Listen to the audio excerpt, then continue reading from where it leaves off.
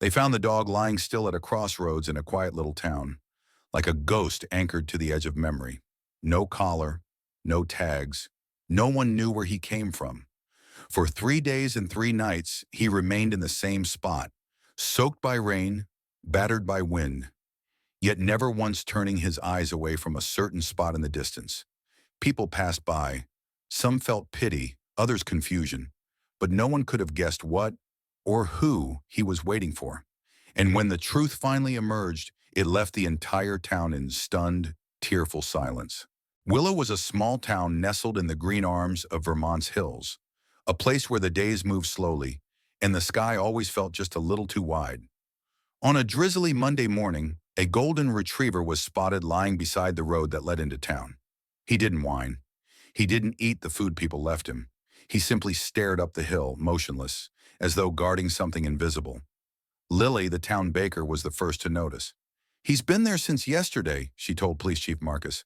"Hasn't moved an inch." Marcus was no stranger to strange happenings in Willow, but something about this dog unsettled him. He knelt slowly and said gently, "Hey there, buddy. You okay?" The dog didn't growl, didn't bark, just watched him with eyes full of something older than sadness. Grief. Rain fell again the next morning, tapping softly on windows and rooftops. The dog hadn't moved. Marcus, now deeply curious, checked the footage from an old street cam near the road. What he found chilled him. The night before the dog was seen, a silver pickup truck had come barreling down the road. There was a screech of tires, a curve taken too fast, and then silence. No one was seen leaving the vehicle. Moments later, in the shadows, the dog appeared. He circled the roadside, then lay down beside the road and never left. Marcus returned to the site and searched more carefully.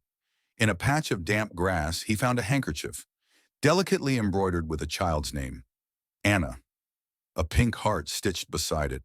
As Marcus picked it up, the dog gave a low, almost pleading growl. Not out of fear, out of protectiveness. That handkerchief was the last piece of someone the dog wasn't ready to let go of. Word spread quickly across Willow. Some recalled seeing a young couple with a little girl pass through town a few days ago. They had a golden retriever with them. The girl wore a pink scarf. The dog wore a matching one. That afternoon, a stranger returned to town. Jacob, 19, on break from college. He was looking for his sister, who had missed her check-in.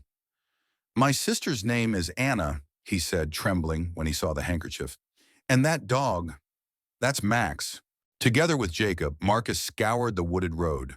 Then, down a steep embankment, almost hidden behind thick brush, they found it. The truck. Crashed, upside down. Inside were two adults, Jacob's sister and her husband, but no sign of the little girl. Before Marcus could react, Max let out a sharp bark and ran, through tall grass down a narrow path. They followed and found her. Little Ellie, just 9 years old, curled under a tree, half conscious, still clutching a singed teddy bear. Alive, breathing, saved. "She pulled me out," the girl whispered. "Then Max took me away from the car. He made me hide. Then he left and waited for someone to come. Max wasn't lost. He wasn't abandoned. He had made a choice.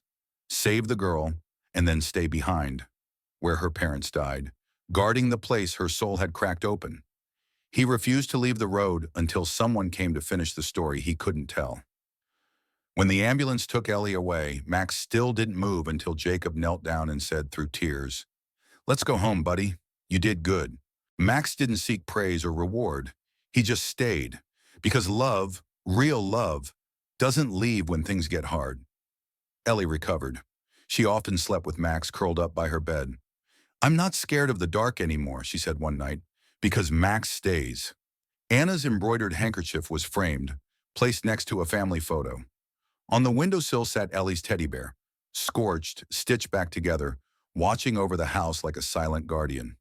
Chief Marcus, a man who thought he'd seen everything, stood one morning looking at Max lying peacefully in the yard.